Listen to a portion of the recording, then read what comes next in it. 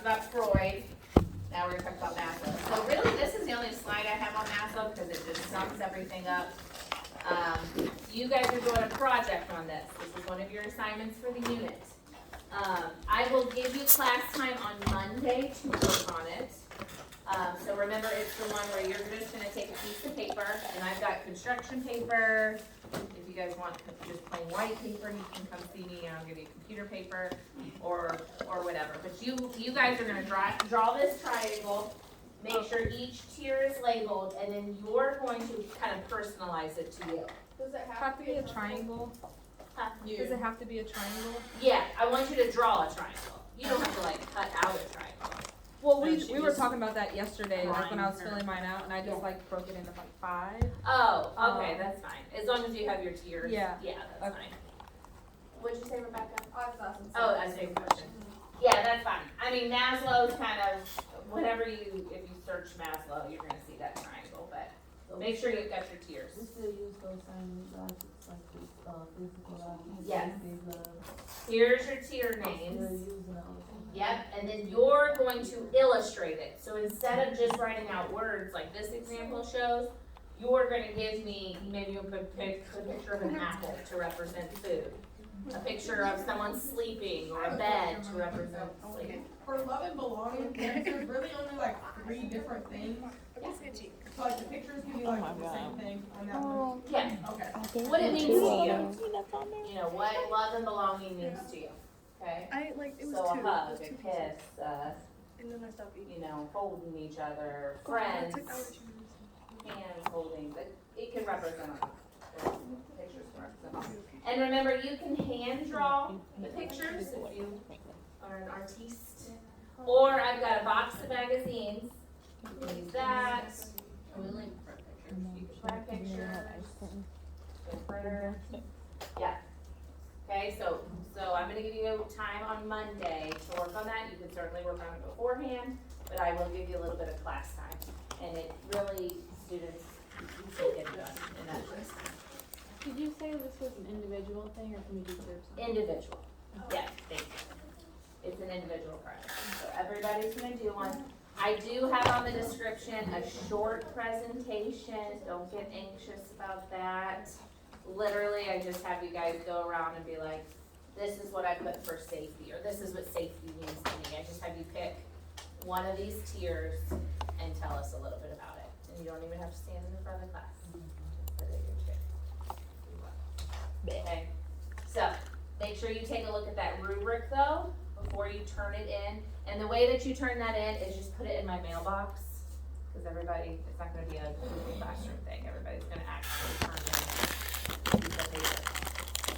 So mailbox, make sure your name is and your numbers, your student numbers and stuff. What is their student number? Oh, never mind. Oh, there's a cheat sheet out back there. I already was like, what the?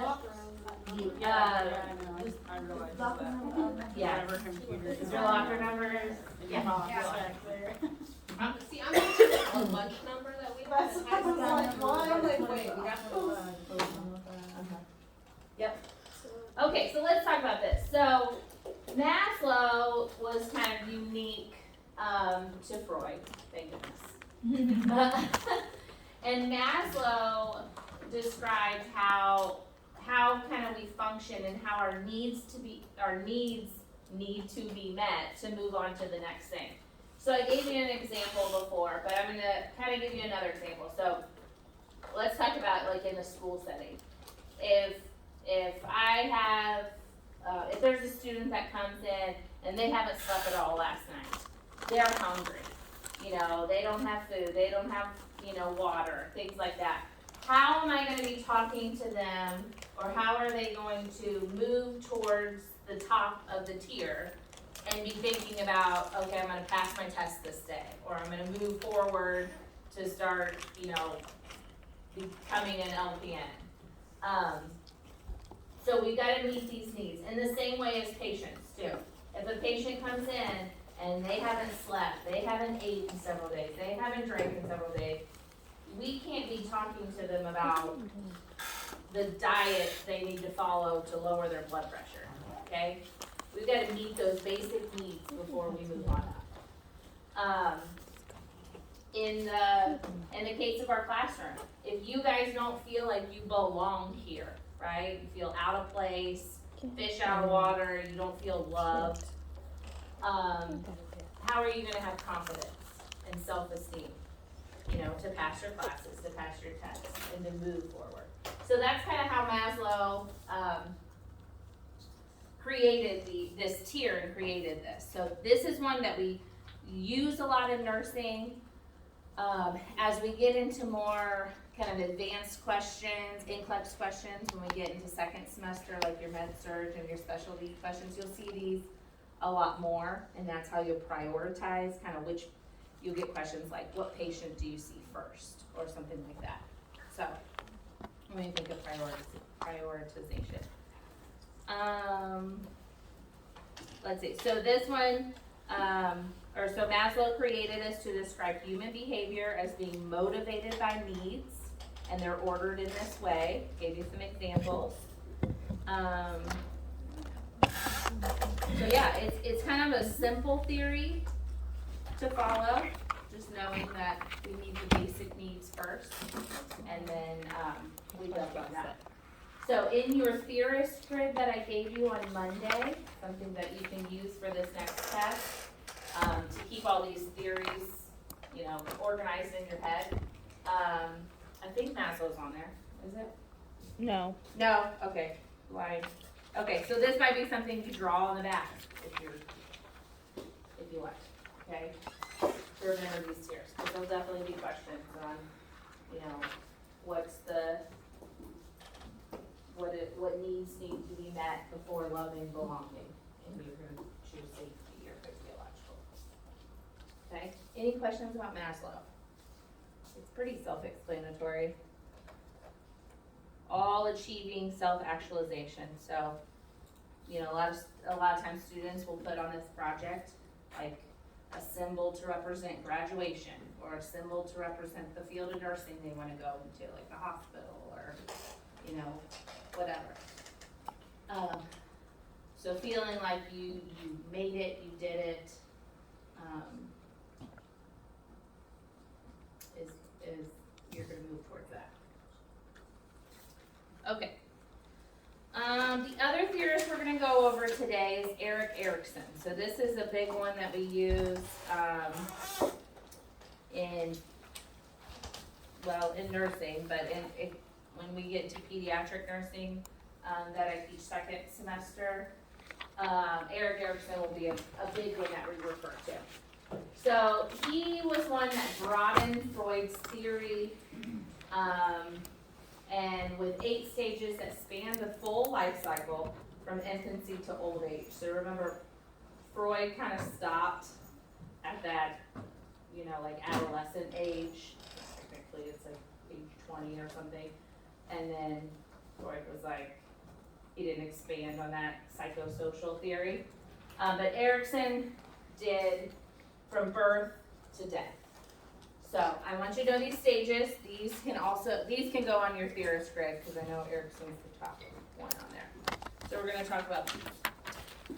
So stage 1, Erikson says, is trust versus mistrust. So this is the baby stage, okay? Birth to 18 months. This stage kind of centers around feeding. And if you think about a baby, let's talk about like a newborn, an infant. They cry to communicate that they're hungry. So if their caregiver comes and feeds them and meets that need, then they have trust.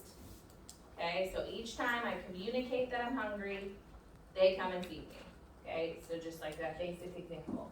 Mistrust would be what happened if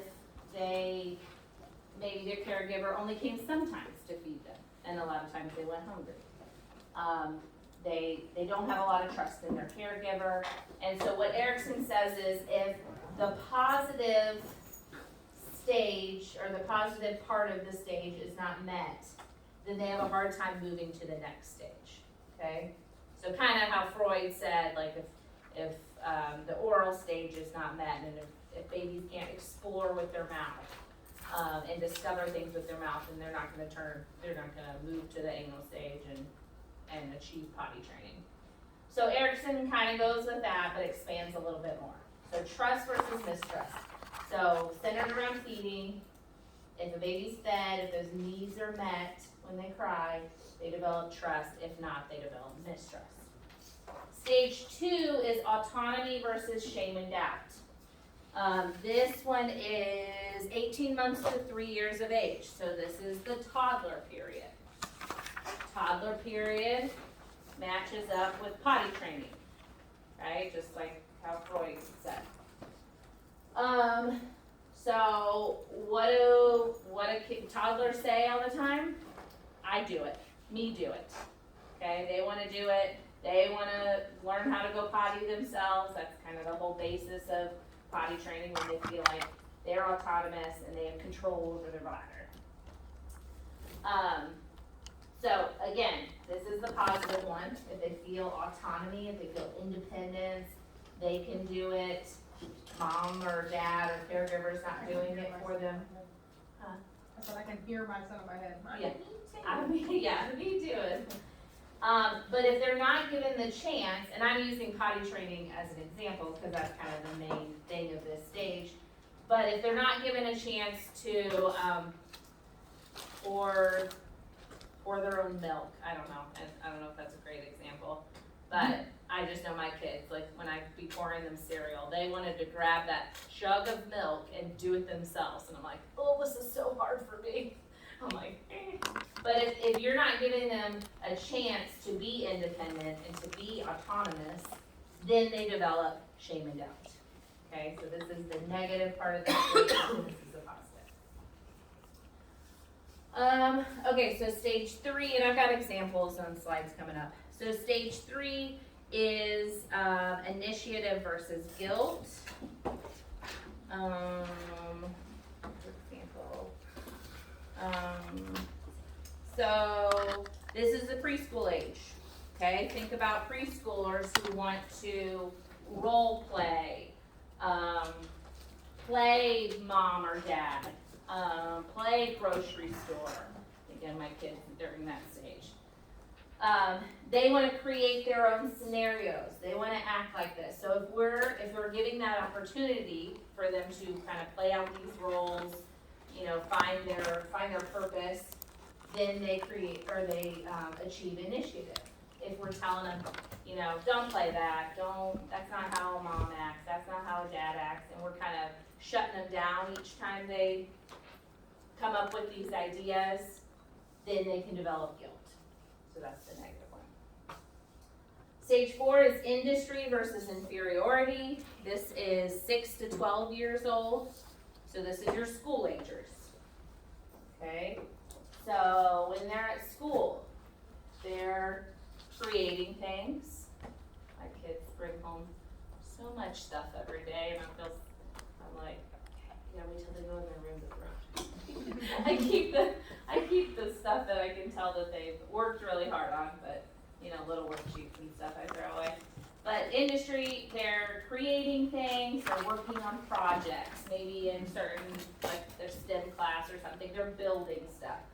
So they want to feel like they've created something, that they've put their input in it, and so that's the industry stage. If not, if parents are saying, that was dumb, you didn't work very hard on it, you could have done better, always saying things like that, that can create feelings of inferiority. And that would be the negative stage. All right, stage 5, identity versus role confusion, are adolescents. Think back when you were in high school. Finding who you're gonna be, what type of person, what group of friends that you relate to. Okay, finding your identity. If you're interrupted in that, or if, adults or parents or whoever is telling you, don't hang out with those people, you should hang out with these people, you should be more like these people, and they're constantly hearing those things, then they can have role confusion, okay? This is who I want to be, this is who I feel like is me. What's that? Oh, which one of the 5? 5 is adolescence. So, 12 to 20, I think is what most sources say for this stage. Okay? So finding your identity. 12 to 20. I can't say at 18 I knew what I was gonna be when I grew up. Even at 20 I didn't know. So maybe I was slow to move to stage 6. Okay, stage 6 is intimacy versus isolation. This is your 20 to 30 year. A lot of you guys, I'm not in this stage anymore, but a lot of you guys are probably in this stage. Maybe this is something that you guys are thinking about or kind of prioritize of who am I going to be with, or is the person I'm with, like romantically or intimately or whatever, who I'm really going to be with the rest of my life, is my partner, who I'm going to be with, or maybe you're not with someone and you feel like you're missing that in your life, and so you feel more isolated. Not at all. Not at all. I'm Good. perfectly Good. content. I told my husband, I said, if something ever happened with me and you, we got divorced, I was like, don't worry, I'm not getting married again. Oh, I don't know if that made him feel better or not. Like, you can go through another whole phase. Oh. He didn't say that. Maybe that's what it is. Okay. So intimacy versus isolation at 20 to 30 age. And then Erickson says if you don't feel that intimacy from someone, then it will be hard for you to move to the next stage. So stage 7, that would be what I meant, generativity versus stagnation. So 30 to 65 years old, pretty big stage. So most of your adulthood. Do you feel like you've kind of achieved what you want to achieve? Or do you feel stagnant? Okay, you guys have heard of a midlife crisis. Usually happens. I feel like I have those every day though. Yeah, well, yeah, me too. Decide, oh, I'm gonna do this when I get older. And I'm like, man, I'm just getting older. But yeah, this is like, do you feel stagnant? And that's kind of where that midlife crisis comes in, where people just kind of change their careers or move across this country or the United States because they just need a fresh start, okay? Because maybe they're feeling stagnant. And it's kind of our internal structure to want to improve that. Or are these people, they feel like, they're meeting their goals and they're doing what they're supposed to do in life and feel generativity. And that can have to do with kind of passing on to your kids purpose and, being a good role model and stuff like that. And then the last stage, and this kind of is 65 and up, is ego integrity versus despair. So these are your older population, all the way to death. So looking back at their life, do they feel like they've lived a good life and they've achieved what they wanted to achieve in life? Or do they feel despair? Okay, so God love my mother-in-law, but I don't want to be her when I grow up because she's definitely in this stage, and it's like every time I'm around her, I mean, it's just, she criticizes everything that I do, my husband does, like what people do, if she feels like they're better off than her, she criticizes like, all that. Didn't you also And tell us though that the baby says the world is in an undependable, unpredictable, and possibly dangerous place. So if they feel that mistrust, That's they probably kinda the feel truth that thing way. I've heard all day. Nothing. I'm sorry. Okay. If they feel that trust, others, they kind of look at everybody, oh, they're dependable, reliable. Okay, so it starts as babies, that's what Erickson says. And failure to resolve this conflict, he calls these things conflicts, either trust versus mistrust. Then it can lead to sensory distortion and withdrawal. Okay, have you ever heard of failure to thrive with babies? Okay, so and it can be like a medical condition that they're failure to thrive, like failure to gain weight and grow and develop. But it can also be like born to, you know, a mom addicted to drugs or something like that, and they can have failure to thrive because, you know, of their caregiver or whatever. So, starts from when we're little. Will someone come? Yes? Trust? No, mistrust. Stage two. Huh? I said that makes me sad because sometimes when I like cannot and my kid's just crying, I'm just like, all right, you know what? Yeah. You can sit here and cry. Yeah, but it's not every time. And that's, you know, that's what you want to remember too. It's, you know, yeah, I mean, the whole like cry it out method and all that stuff, it kind of makes you think of like, oh, what if they are hungry in the middle of the night and you're gonna let them cry it out? Okay, well you're still meeting their needs, you know, otherwise, like, so.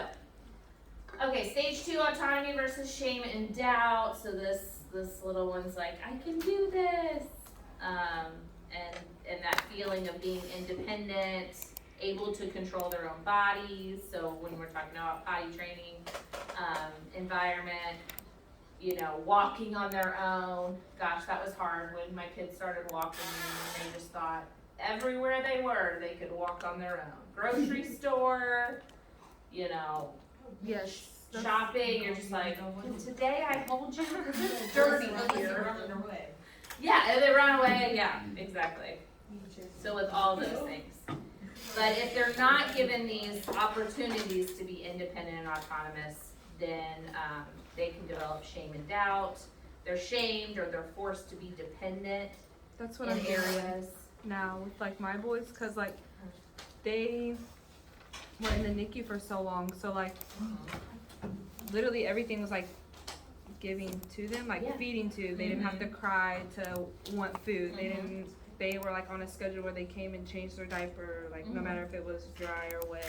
Like, so when they came home, they didn't cry to be fed. So like I just had to wake them up for Right. like 3 hours, like they were still there. Mhm. And then like just going forward, like it's getting better with like the independence, but like they're still very needy. Yeah, Because- independent, yeah, I mean, it was like 4 months with right. not needing or not wanting. So like I had to like, If a toddler doesn't achieve autonomy and it's always shame and doubt, they can become more compulsive or impulsive, thinking about stuff and just doing it. Oh, here's the milk situation. This is my house. Me do it, and I'm like, if you spill that milk, it's the only gallon of milk we have. Can I do things myself, or must I always rely on others? So, that's hard for parents sometimes. I was one of them. Okay, initiative versus guilt. So preschool, giving purpose and direction. So again, preschoolers, they're active. They have powerful imaginations. They do a lot of role playing. They model the behavior that they see. So we have to be careful. And if they feel that initiative, they're independent in decision making about planning and doing various activities, but they can develop guilt if they don't feel that, and they can be ruthless or inefficient. So here's an example, like letting them go. Am I good or am I bad? Rather than kind of not giving them that ability to make their decisions. All right, school agers, industry versus inferiority, feeling competent. So think about your school agers. They like learning, they like playing games, they like learning, believe it or not, they like learning rules and boundaries, like when we're talking about games and stuff, and that's how they feel industrious. So when they're not encouraged to work and learn skills, they could feel unmotivated and inferior, and they have a conflict between what they should do and should not do. So this is, you know, our early education and elementary teachers. They're taught, they take growth and development too, and they're taught this kind of same thing, because they want them to feel successful and industrious and take pride in their work. All right, adolescents, identity versus role confusion. So they're taking their personal values with those of society, and they're trying to find kind of where they fit in this world, in the school, whatever situation they're in, and thinking about their future. So a healthy identity would be one organization of individual drives, abilities, beliefs, and then they have somewhat of an image of their self. And I mean, if you can think back of when you were in high school, you thought you knew your self-image, but then you maybe adapted it to that.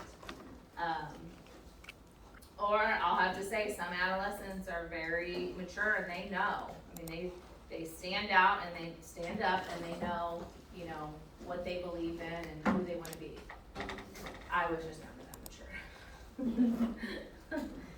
I kind of follow the crowd in a little bit, in some ways. So they can have role confusion if they don't feel that identity building, or if they don't feel separate from the family, you know, they don't have peer relationships or things like that. Where am I going? All right. 20s to 30s, thinking about like a close, intimate relationship or partner relationship. It doesn't have to be like who I'm gonna marry, but things that, you know, would fulfill this need. So intimacy develops when the person creates mature relationships with a partner, even if we're not talking about marriage, but someone that you know, feel close to and shares your goals and things like that. And then they feel isolated if they're not able to create those relationships. Has anybody ever seen this movie? I think it was on Hulu when I saw it. You have Hulu. But this is this stage all the way. Can my kids watch it? There might be some sex scenes. Oh, so There might be, they've yeah. probably already seen it. So But they depending have on how you phones. feel about that. But this says everyone They gets ride the old, not bus. everyone grows up. So it's her in this stage, and she's wanting a partner, and she's wanting someone to kind of move on with, but she's like stuck, and she feels isolated, and she feels like she can't, you know, move on with everything else. Yeah, it reminds me a lot of Juno, but if you ever see that come up, it's a good one. She's good in it. All right, so that big stage of the 30s to 65 years old, middle adulthood, generativity versus stagnation, when that midlife crisis can occur. So does someone feel generativity? So do they feel like they're contributing to society, if they're helping to guide future generations, if they feel like I'm there, or, you know, I'm close to being there? And then they promote the well-being of others, or do they feel stagnant? Do they feel dissatisfied? They feel lack of productivity, and that's usually when midlife crisis occurs, and they change jobs or move across the United States, or maybe get a divorce and look for someone else or something like that. So, well, I do something of real value. I feel like you matter. And then that last stage Erickson talks about is ego integrity versus despair. So, do you feel like you have a sense of satisfaction with their life that they lived? They've developed wisdom over time. They can look back and see their meaning and their purpose. Or do they feel despair? Not accomplishing their goals. It's too late to do anything about it. I mean, I know with my mother-in-law, when I first met my husband, we were both like, why don't you, because she doesn't have a car, you know, she lives by herself. Why don't you go on those trips? You know, like the senior citizen type trips and stuff. She's older, by the way. She's 76. So she was, you know, feeling like that you lived a fulfilled life. I'm gonna play this quick video, then I'll let you guys go, but just a visual too. of these stage names. Theory of psychosocial development identifies 8 stages which a healthy individual should pass on their drug development. At each stage, we ask new questions and meet people who influence our behavior. Stage 1. Basic trust versus mistrust. As infants, we ask ourselves if we can trust the world, and we wonder if it's safe. We learn that if we can trust someone now, we can also trust others in the future. If we experience fear, we develop doubt and mistrust. The key to our development is our mother. Stage 2. Autonomy versus shame and doubt. In our early childhood, we experience ourselves and discover our body. We ask, is it okay to be me? If we are allowed to discover ourselves, then we develop self-confidence. If we are not, we can develop shame and self-doubt. Both parents now play a major role. Stage 3. Initiative versus guilt. In preschool, we take initiative, try out new things, and learn basic principles like how round things roll. We ask, is it okay for me to do what I do? If we are encouraged, we can follow our interests. If we are held back or told that what we do is silly, we can develop guilt. We are now learning from the entire family. Stage 4. Industry versus inferiority. Now we discover our own interests and realize that we are different from others. We want to show that we can do things right. We ask if we can make it in this world. If we receive recognition from our teachers or peers, we become industrious, which is another word for hard-working. If we get too much negative feedback, we start to feel inferior and lose motivation. Our neighbors and schools now influence us the most. Stage 5. Identity versus role confusion. During adolescence, we learn that we have different social roles. We are friends, students, children, and citizens. Many experience an identity crisis. If our parents now allow us to go out and explore, we can find identity. If they push us to conform to their views, we can face role confusion and feel lost. Key to our learning are our peers and role models. Stage 6. Intimacy versus isolation. As young adults, we slowly understand who we are, and we start to let go of the relationships we had built earlier in order to fit in. We ask ourselves if we can love. If we can make a long-term commitment, we are confident and happy. If we cannot form intimate relationships, we might end up feeling isolated and lonely. Our friends and partners are now central to our development. Stage 7. Generativity versus stagnation. When we reach our 40s, we become comfortable, use our leisure time creatively, and maybe begin contributing to society. Our concern is generativity. If we think that we are able to lead the next generation into this world, we are happy. If we did not resolve some conflicts earlier, we can become pessimistic and experience stagnation. People at home and at work are now who influences the most. Stage 8. Ego integrity versus despair. As we grow older, we tend to slow down and begin to look back over our lives. We ask, how have I done? If we think we did well, we develop feelings of contentment and integrity. If not, we can experience despair and become grumpy and bitter. Time to compare us with mankind. Erik Erikson was a German-American psychologist who, together with his wife Joan, became known for his work on psychosocial development. He was influenced by Sigmund and Anna Freud and became famous for coining the phrase identity crisis.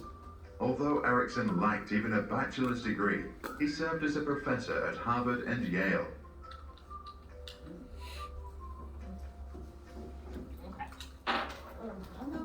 This video was made for Yeah, us by and MinuteVideos.com. among They were doing sources, everything.